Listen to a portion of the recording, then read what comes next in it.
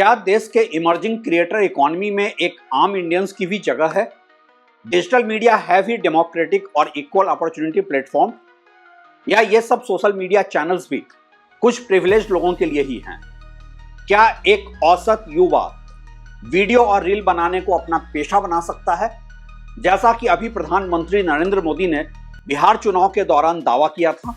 कभी सेलिब्रिटी और स्टार्स को फिल्म और टेलीविजन पर देखकर उनके ही जैसा फेमस बन जाने का ख्वाब देखने वाला युवा आज इंडिया के क्रिएटर इकोनॉमी का पार्ट बनना चाहता है।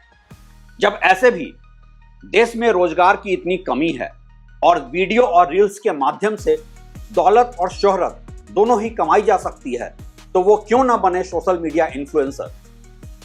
सबसे बड़ा सवाल तो आज यही है देश के युवाओं के सामने कि क्या YouTube और दूसरे सोशल मीडिया पर वीडियो बनाकर पैसे कमाए जा सकते हैं, और अगर पैसे कमाए जा सकते हैं तो कितने? क्या इतनी कमाई हो जाती है कि इसे फुल टाइम कैरियर बनाया जा सके?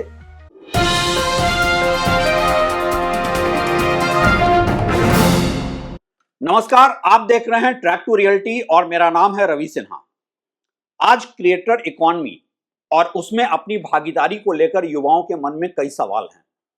वक्त के एक ऐसे दौर में जबकि देश में कोई रोजगार मिल रहा है नहीं और वीडियो और रील्स बनाकर कुछ लोग इसे अपना कैरियर बना रहे हैं और दौलत और शोहरत दोनों कमा रहे हैं, तो ऐसी ख्वाहिश तो लाजमी है। और मैं ये भी समझ सकता हूं कि ऐसे सवाल मुझसे आजकल क्यों पूछे जा रहे हैं, जबकि मेरा ये चैनल एक कंज्यूमर चैनल है। वो इसलिए कि मैंने इस चैनल पर कई ऐसे वीडियो बनाए हैं जो क्रिएटर इकोनॉमी को लेकर है, इसकी विसंगतियों और विरोधाभासों को लेकर है, और इस ज्वलंत मुद्दे पर है कि कैसे ये क्रिएटर इकोनॉमी धीरे धीरे वेस्टेड इंटरेस्ट का प्लेग्राउंड बनता जा रहा है और आम इंडियंस को गुमराह किया जा रहा है। और इसी वजह से कुछ लोगों को लगता है कि कहीं मैं इस उभरते हुए करियर ऑप्शन को लेकर आम युवाओं को डिस्करेज तो नहीं कर रहा हूं। जिस करियर में मैं खुद हूं उसको लेकर भी मेरा नजरिया इतने सारे सवालों के घेरे में क्यों है? और मेरे क्रिटिक्स तो यहां तक कहने से नहीं चूकते हैं कि मैं तो हर जगह एक स्कैम ढूंढ ही लेता हूं। भाई, जब स्कैम होता है तभी तो ढूंढ पाता हूं ना। मैं आम तौर पर जिन लोगों से मिलता हूं, और लोग तो मुझे किसी मॉल या एयरपोर्ट पर भी अगर चेहरे से पहचान ले तो आकर यही सब पूछने लगते हैं। और मैं ये एडमिट करूंगा यहां कि जो पहचान मुझे इंस्टीट्यूशनल मीडिया यानी कि टेलीविजन चैनल्स पर मिली थी, उससे कहीं ज्यादा ही पहचान मुझे मिलने लगी है आज डिजिटल मीडिया पर वीडियो बनाकर। और यही वजह है कि मैं इस क्रिएटर इकोनॉमी को लेकर बहुत सीरियस भी हूं और कंसर्न भी हूं, और जहां भी देखता हूं कि कोई अनएथिकल बिहेवियर है उस पर सवाल उठा ही देता हूं। बात चाहे कुछ फाइनेंशियल एक्सपर्ट्स के नाम पर इन्वेस्टर्स को मिसलीड करने की हो, या फिर इन डिजिटल कंटेंट क्रिएटर्स के होने वाले कॉमर्शियल टाइप्स को डिस्क्लोज ना करने की, या फिर कुछ कंटेंट क्रिएटर्स द्वारा यहां वहां की फेंक कर अटेंशन सीकिंग की आदत की बात हो। मैं हर ऐसे मुद्दे पर आम ऑडियंस को करता रहता हूं सचेत, और साथ ही मैं रहता हूं क्रिटिकल फुहड़ता परोसने वाले कंटेंट क्रिएटर्स को लेकर भी।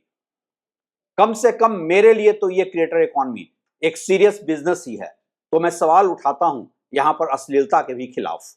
आमतौर पर लोग मुझसे पूछते हैं, खास करके युवा, कि अच्छा आपको देखा था यूट्यूब पर, क्या वहां से बहुत पैसे कमाए जा सकते हैं? क्या इसे एक फुल टाइम करियर के तौर पर अपनाया जा सकता है? ऐसा लगता है कि क्रिएटर इकोनॉमी का आइडिया यूनिवर्सल एक्सपेक्टेशन बनता जा रहा है देश में।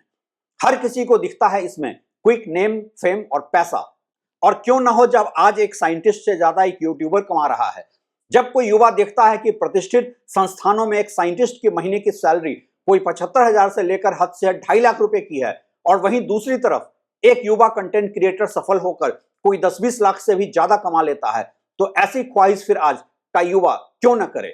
मैं कोई कंटेंट क्रिएटर इकोनॉमी के खिलाफ नहीं हूं, लेकिन मैं उन युवाओं से अक्सर ही कुछ सवाल जरूर पूछ बैठता हूं, जैसे कि आपको क्या लगता है कि YouTube से पैसे कमाए जा सकते हैं या YouTube पे? और इन दोनों के बीच का अंतर क्या आप जानते भी हैं? अगर YouTube से ही पैसे कमाए जा सकते हैं तो फिर तो पूरे देश को यही करना चाहिए। सच्चाई यह है कि YouTube या डिजिटल मीडिया का कोई भी प्लेटफॉर्म तो बस है एक मीडिया प्लेटफॉर्म जो आपको एक अपॉर्चुनिटी देता है कि आप वहां अपना टैलेंट शोकेस कर सकें। मसलन कि मैं एक पत्रकार हूं और कुछ सब्जेक्ट्स पर मेरी पकड़ है, मेरे पास बेहतर जानकारी है, तो मैं अपना वो टैलेंट चाहे जहां जिस मीडियम पर शोकेस करके पैसे कमा सकता हूं, चाहे वो अखबार हो, इंटरनेट हो, टीवी हो या सोशल मीडिया। मैं यूट्यूब पर इसलिए शिफ्ट हुआ हूं कि इंस्टीट्यूशनल कॉर्पोरेट मीडिया से ज्यादा क्रिएटिव फ्रीडम यहां है और नहीं है किसी एडवर्टाइजर का कोई दबाव कि ये मत बोलो, वो मत दिखाओ। तो मेरे लिए यूट्यूब है महज एक प्लेटफॉर्म अपने एक्सपर्टीज एरिया को शोकेस करने का। और आपके लिए, आपको सोचना है कि आपका टैलेंट क्या है जिस पर कि आप वीडियो बनाकर क्रिएटिव इकोनॉमी में आना चाहते हैं। पहले करो अपना टैलेंट आइडेंटिफाई और फिर बनाओ उस पर वीडियो।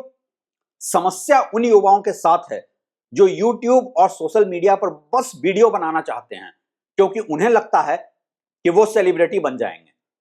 आप कैसे बन सकते हैं बिना किसी स्किल सेट के ही सेलिब्रिटी? बिना स्किल डेवलप किए सेलिब्रिटी बनना या उसकी ख्वाहिश रखना ही एक लेवल का स्कैम है।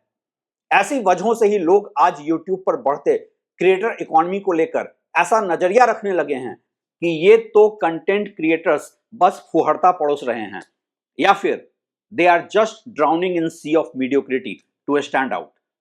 दीवानगी का आलम कुछ ऐसा कि आज मेरे ड्राइवर से लेकर डॉक्टर तक सब मुझसे पूछते हैं कंटेंट कैसे बनाएं।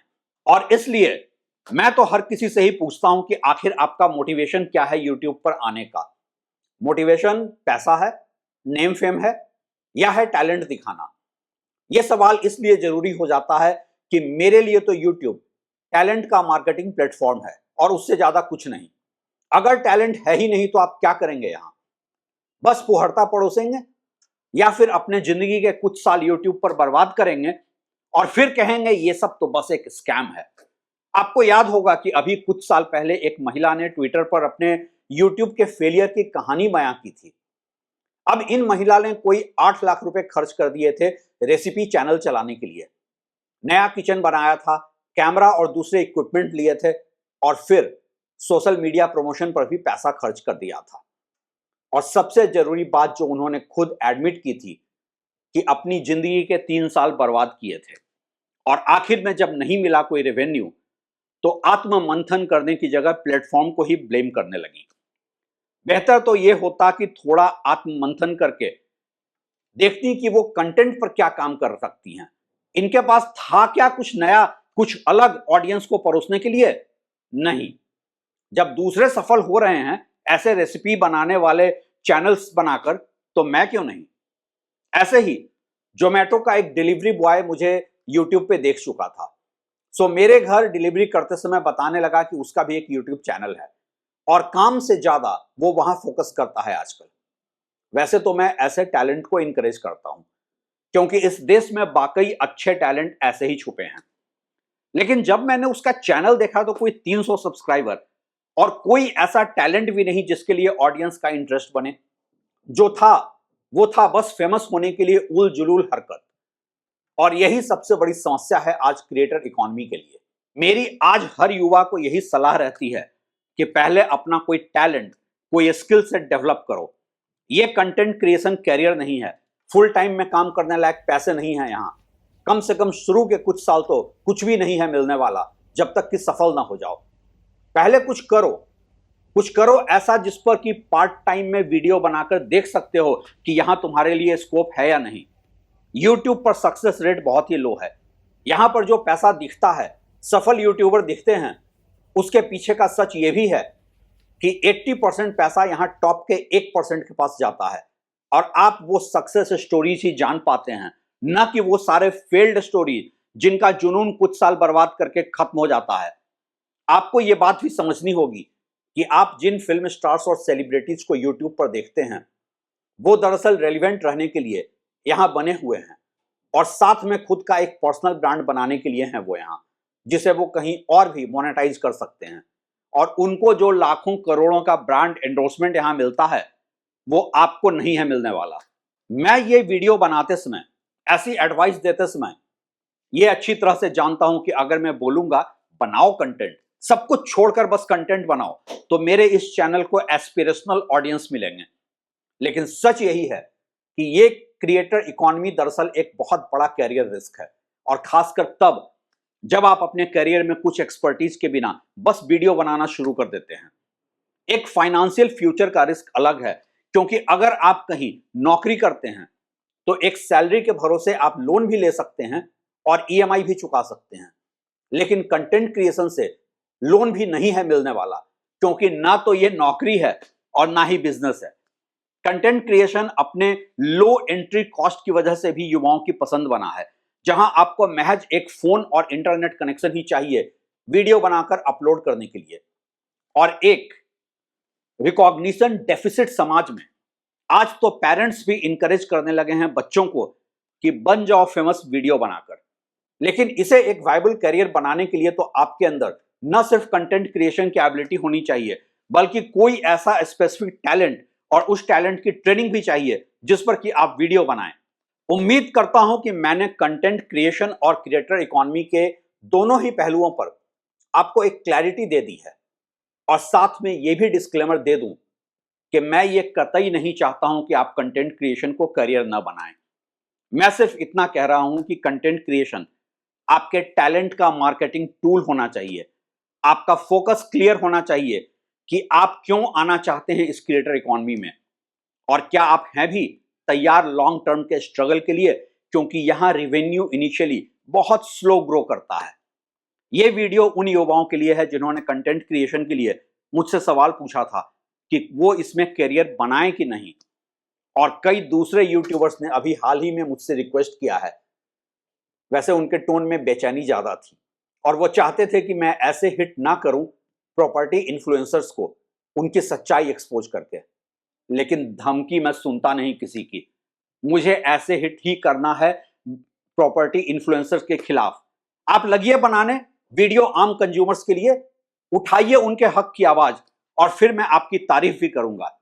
तब तक के लिए तो बस मेरे वीडियो को अंत तक देखने के लिए शुक्रिया।